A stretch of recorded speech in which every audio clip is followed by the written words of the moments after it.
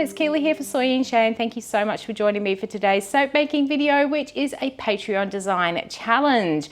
For this month, I asked my Patreon members to name a fruit or vegetable puree that I could put into a soap. And I put all of the suggestions into a soapy jug, and the one that came out was from Missy J, and she wanted me to use banana.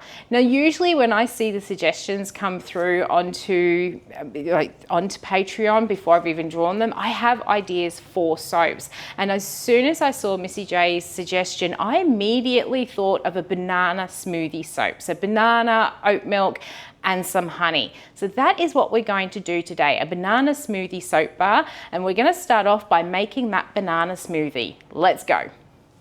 All right, so we're going to start making this banana smoothie, and I'm going to tell you, I'm not having a good day with filming. I've already made one smoothie and I forgot to push go on the camera. So I'm going to drink that smoothie and we're going to make another one. I have got fresh banana here, and I'm just going to break this up, and we're going to pop in about 3% of my oil weight in here. Luckily, I had just enough in there. So we've got our banana in there. Next thing I'm going to do is add in my oat milk. Now, because I don't have access to a freezer, I like to do mine where I put my liquids into my oils. If you do have access to a freezer, you can always use that freezing method, but this is just how I make mine here. And then when I make my lye water up, I do deduct the amount of water for the amount of milk that I'm adding in. All right, that is in there. What I'm now going to do is just pop the lid onto our mixer here, and I'm just going to give that a bit of a blitz in the machine here just to get this nice and smooth.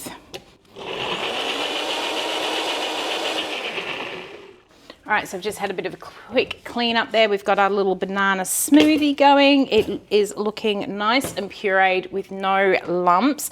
You don't want any lumps in your purees when you make them. If you do have lumps, that's when you do end up with problems in your soap later on, because the soap just can't protect that fresh fruit and veg. But when you've got it pureed really well, and I generally use about 3% of my oil weight, the natural pH of the soap will actually protect it against the purees from going moldy or going rancid or something else in the soap. So I've just poured my banana and milk into my oils. Just going to give it a quick blitz.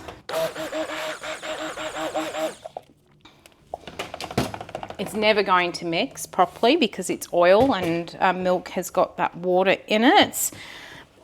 Let's get the lid off my discounted lye solution here. We're going to gently pour that in and then give it a little bit more of a mix, and then I'm going to add some honey in here as well.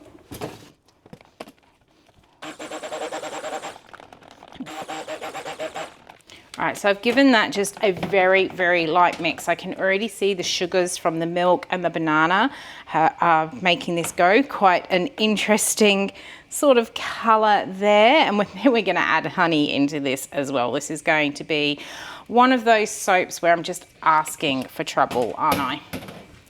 I'm actually just going to quickly bring the scales back in here just to save on washing up extra containers. Let's tear that out, and I'm going to pop some honey. Perfect. All right, I'm going to give that a bit more of a mix. All right, that is looking good. I'm very tempted to keep this the color of the soap, but I think it might actually go quite dark on me. So we will add some mica and color into this one. Let's scrape all that out. We'll grab a couple of colors here. I think in one of my containers, we're going to add in a little bit of titanium dioxide. I can tell you, I am having one of these soap days today where things are just, they're not going smoothly for me today, but I need to make this soap, so I'm going to persist with it. So I've got my titanium dioxide in that one, and then I think into this one here, we are going to add in some bronze sparks to kind of get that honey feel. And then I think into our main pot, which I won't add in yet. I almost thought about doing it. Let's split some of this off first. Tell you what, there's some days soaping just goes so smoothly for you, and then other days it's just like, no, put it all away and don't do any more. And I think today should be one of those days. But anyhow, into my big pot, I am going to put in a good amount of Wellington mica, because I can already see this is going quite dark, but hopefully the yellow will help stabilize. Gonna get my colors mixed in.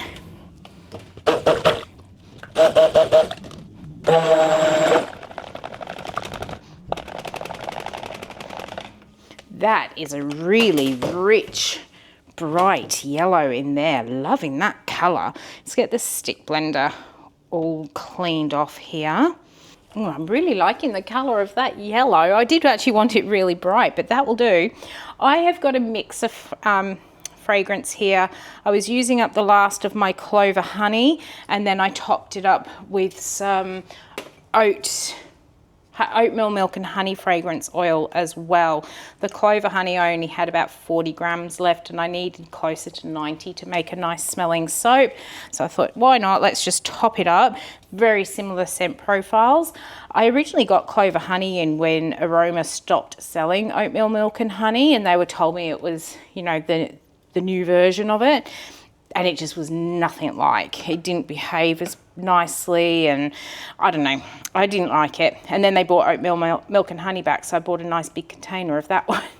So I shouldn't run out of that one. Let's give that a bit of a mix. I am watching it. The oatmeal milk and honey does tend to thin soap out, so that's what I'm hoping it's going to stay doing. It's looking pretty good, but with the type of day I am having, I am not going to mess around too much, and we're going to get it into our mold. I have spilt soap everywhere. I have not pushed record on the camera several times. It's just one of those days. It really is. Let's start. Oh, this yellow is gorgeous. Let's start with about half of it. Let's go for a curly whirly pour. I'm going to get most of that white in. We'll save some back for the top, like so. This will probably darken this white, even though I've not added any fragrance to it, because of the sugars that are in the banana and the oat milk and the honey. It will actually darken up in color just a bit. Again, I'm going to scrape most of that out. Oh, it's smelling so good. This is such a great combination, Missy J. It really is. All right, let's get the last of this poured in. See if we can get it moving. Get those bulldog clips out the way now. I don't need them. I'm also just going to turn it so we're flat and finish pouring this one in. I'm actually quite surprised at how well this has behaved. I do know that that clover honey did move a little bit quicker on me than what the oatmeal milk and honey fragrance generally does, but I was expecting with all those additives that I wasn't going to be able to get a nice swirl, but I was going to give it a good go anyway, and I'm glad I did, because, well, it has played well enough that I hopefully will have some beautiful swirls.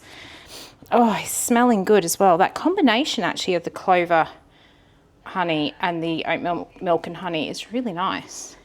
The clover honey is a little bit more richer in scent, a little bit darker, I would say, than what the oatmeal milk and honey is, which is actually quite sweet. It can be a little bit sweet and sickly if you haven't got it in the right products.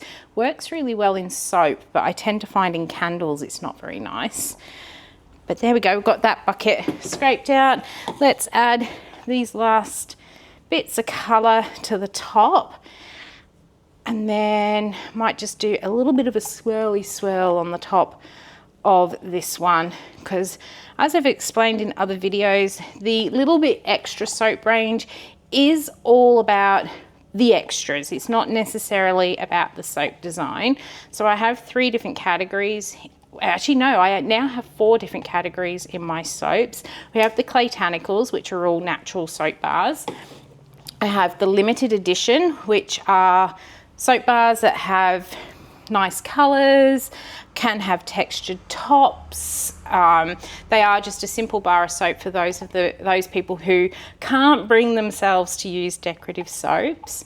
We then have the little extras, which are this style of soap that has just that little bit more. The ingredients are what we want to speak, so I keep the tops fairly simple on these. And then of course I have my decorative soaps, and the decorative soaps are the ones that have all the little embellishments and things on them, so we make them a little bit more decorative on the top.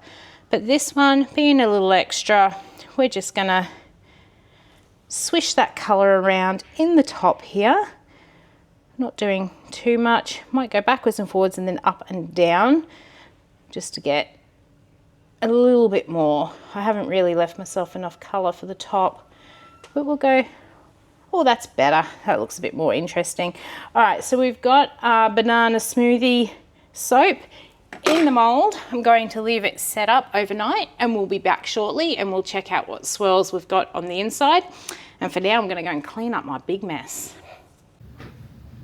All right, it is the next day and we're ready to cut into banana smoothie. And I must admit, I was quite worried about this one overnight because I just wasn't sure what all of the sugars were going to do to the color of this soap. And I really didn't want a brown soap. I wanted this yellow color to it. And when I came in this morning, it was one of the first things I checked, and was so pleased to see that it was still a nice yellow color. So let's see what we've got on the inside and see if we've got like a discoloring ring to tell if it is going to do anything.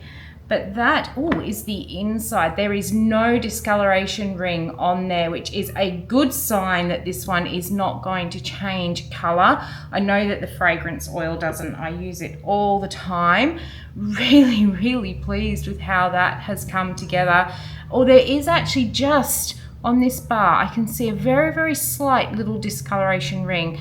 I don't know if the camera's actually really going to pick it up. I'll see when I'm doing the editing. So we might get just a tiny, tiny little bit of discoloration, but not too much. It's smelling really, really good. And I like the little speckles that the colloidal oatmeal have put through here. I am so looking forward to trying this bar of soap. I don't think I have ever tried banana in a soap before. I don't think I've ever done a video on it. I'll have to go back and have a look, but I actually don't remember ever trying banana, and I'm really, really looking forward to seeing what this one will do.